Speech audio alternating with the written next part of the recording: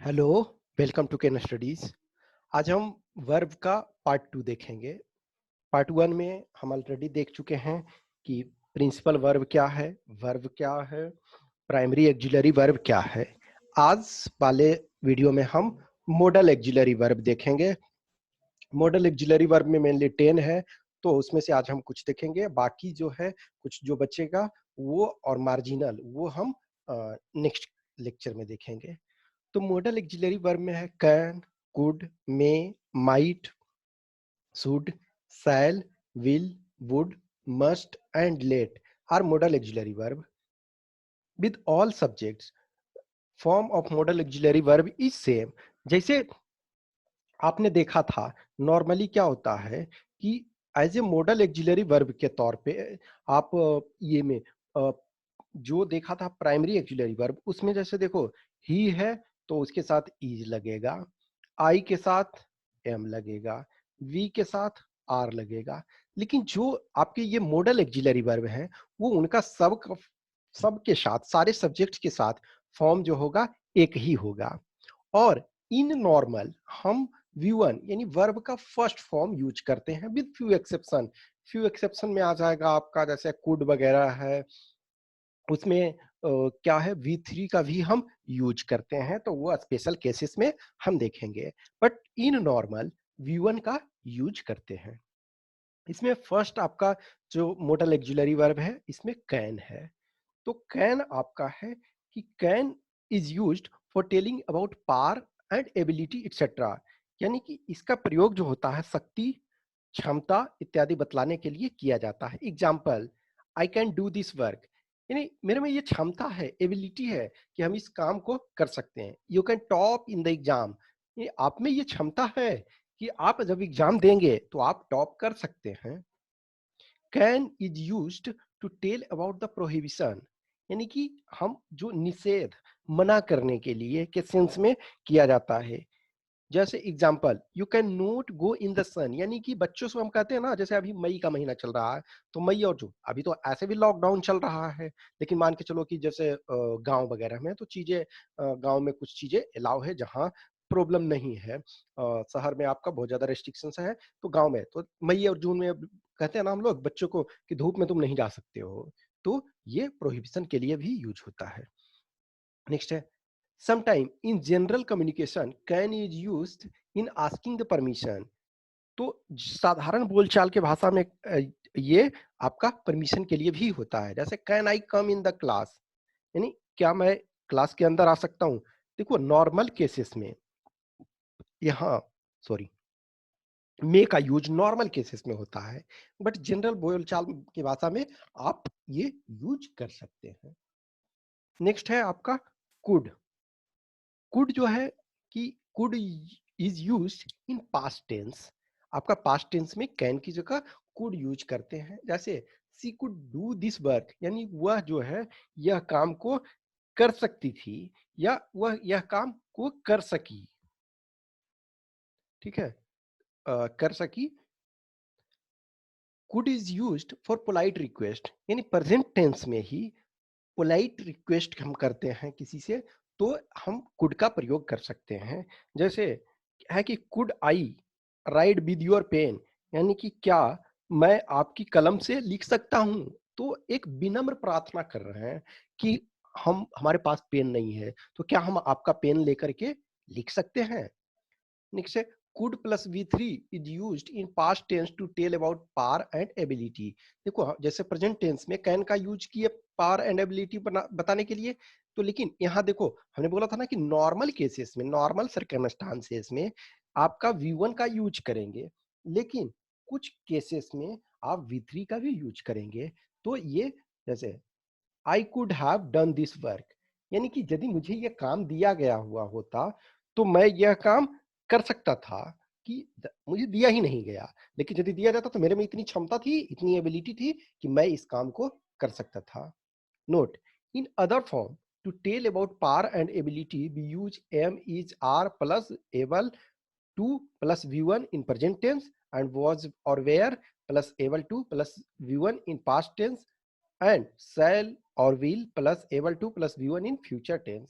यानी कि जो पावर एंड एबिलिटी को डिफरेंट में, जैसे प्रेजेंट टेंस में हम इस फॉर्म में भी यूज कर सकते हैं, पास्ट टेंस में वॉज वेयर, और ये एग्जाम्पल हम देखेंगे।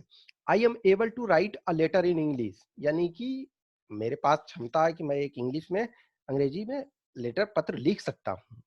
Next, I was able to win the first prize in 100 meter race, यानी कि मेरे में क्षमता थी उस समय, मान लीजिए जब हम प्रॉपर रनिंग करते थे तो हमारे में क्षमता थी कि हम 100 मीटर रेस में फर्स्ट प्राइज ला सकते थे। Next, I shall able to sing English song, यानी कि फ्यूचर में मेरे पास क्षमता होगी कि मैं इंग्लिश सॉन्ग गा सकता हूँ। अब नेक्स्ट है may is used to tell about possibility, यानी कि मे जो है वो संभावना बताने के लिए यूज किया जाता है। जैसे it may rain tonight, यानी कि आज रात वर्षा हो सकती है। जैसे कल दिल्ली में वर्षा हुई थी, तो आज संभावना है कि आज रात वर्षा हो सकती है। नेक्स्ट है may is used to take permission, यानी कि मे का जो प्रयोग होता है अनुमति लेने के लिए होता है। जैसे मैंने बताया था ना कि मे आई कम इन द क्लास, ये नॉर्मल में यही होता है, ये आपका जो होगा नोट ऑफ इंट्रोगेशन, ठीक है। मे आई कम इन द क्लास, नॉर्मली आप क्लासेस में जाते हो तो टीचर से आप परमिशन लेते हो, या कहीं भी आप जाते हो तो मे आई कम इन सर, मे आई कम इन मैम बोलते हो, तो ये नॉर्मली परमिशन लेने के लिए ये यूज होता है। नेक्स्ट है may is used for blessing और कर्स, यानी कि आशीर्वाद देने या शाप देने के लिए मे का यूज होता है। May you succeed in the examination, यानी आप सफलता एग्जाम में प्राप्त करो, सफल हो जाओ। May you be an assistant commandant, यानी आप असिस्टेंट कमांडेंट हो जाओ। मे यू डाई, आप मर जाओ, ये कोई मान या गुस्सा होकर के बोलता है, श्राप देता है। नेक्स्ट आपका है might. Might is use to tell about the possibility, यानी कि आपका माइट का प्रयोग जो होता है वो संभावना बताने के लिए होता है। Example, he might come today, यानी कि आज वह आज आ सकता है।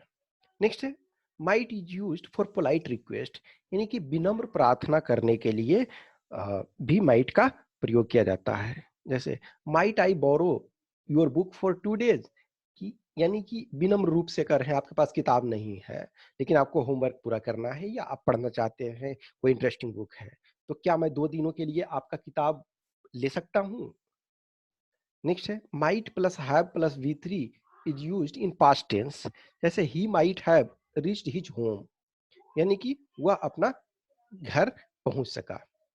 Next, some time might is used for asking permission, यानी कभी कभी जो होता है परमिशन लेने के लिए भी यूज होता है। जैसे might I go out for playing cricket, क्या मैं खेलने के लिए, क्रिकेट खेलने के लिए बाहर जा सकता हूँ। नेक्स्ट आपका है शुड। शुड है in present tense, should is used for telling about the duty and we use V1 here. Example, children should go to school daily, यानी कि बच्चों को स्कूल डेली जाना चाहिए। अभी लॉकडाउन चल रहा है तो नहीं जा रहे हैं, अदरवाइज जाना चाहिए। We should be good citizens, यानी हम लोग को अच्छा नागरिक होना चाहिए, अच्छा नागरिक बनना चाहिए। In past tense we use should have plus V3 to tell the duty, यानी कि पास्ट टेंस में जो हमें अपना कर्तव्य बताने के लिए यूज करते हैं V3 के साथ। जैसे example, you should have gone there, नहीं आपको वहां जाना चाहिए था। You should have help the poor, आपको गरीबों की मदद करनी चाहिए थी, जो कि आपने नहीं किया, सॉरी हम लोगों को करनी चाहिए थी। Should is used for giving advice, यानी कि जो आपका एडवाइस देने के लिए भी किया जाता है। जैसे डॉक्टर कहते हैं ना कि you should take medicine on time, आप यदि ठीक होना चाहते हैं तो आपको मेडिसिन जो है वो टाइम पे लेना चाहिए। आफ्टर लेस्ट, जो लेस्ट शब्द है उसके बाद हम लोग शुड का प्रयोग करते हैं। जैसे work hard लेस्ट you should fail in the examination, यानी कि अन्यथा के टर्म में कि आप कठिन परिश्रम करो, अन्यथा आप एग्जाम में फेल हो जाओगे, तो लेस्ट के साथ जो होता है वो शुड का प्रयोग करते हैं। नेक्स्ट आपका है शैल। तो शैल का प्रयोग जो होता है, shall is used in present indefinite tense with I and we. Example, I shall go to Bombay next month, यानी कि मैं नेक्स्ट महीने बॉम्बे जाऊंगा। Shall is used with second and third person for giving order. देखो इन normal second and third person के साथ will का प्रयोग किया जाता है, लेकिन यदि ऑर्डर आदेश देने के लिए किया जाए तो हम शैल का प्रयोग कर सकते हैं। Example, you shall have to pay fine for violation of rule, यानी आपने जो नियम तोड़ा है उसके लिए आपको फाइन देना पड़ेगा। नेक्स्ट है shall is used with second and third person for telling compulsion और प्रोमिस, यानी कि जो आपका शैल का प्रयोग जो होता है सेकेंड और थर्ड पर्सन के साथ कंपल्सन के लिए और प्रोमिस के लिए। जैसे रघु शैल कम टुडे, यानी कि रघु आज आएगा, यानी कि वो प्रोमिस किया है कि आज रघु आएगा, ठीक है ना। नेक्स्ट आपका सॉरी नेक्स्ट आपका जो होगा वो विल, और जो आगे बचा हुआ है वुड और ये, तो वो हम नेक्स्ट वीडियो में देखेंगे। Okay, thanks for watching this, stay connected. And जो भी क्वेश्चंस क्यूरी है वो आप कमेंट बॉक्स में डाल सकते हैं। यदि अच्छा लगता है तो लाइक करें और कमेंट करें, और बाकी नेक्स्ट जो है नेक्स्ट पार्ट में जो कुछ बचा हुआ है जैसे विल, वुड, मस्ट और लेट, और उसके बाद आपको मार्जिनल एक्सिलरी वर्ब है वो हम नेक्स्ट में फिनिश कर देंगे। आई होप अच्छा लगा।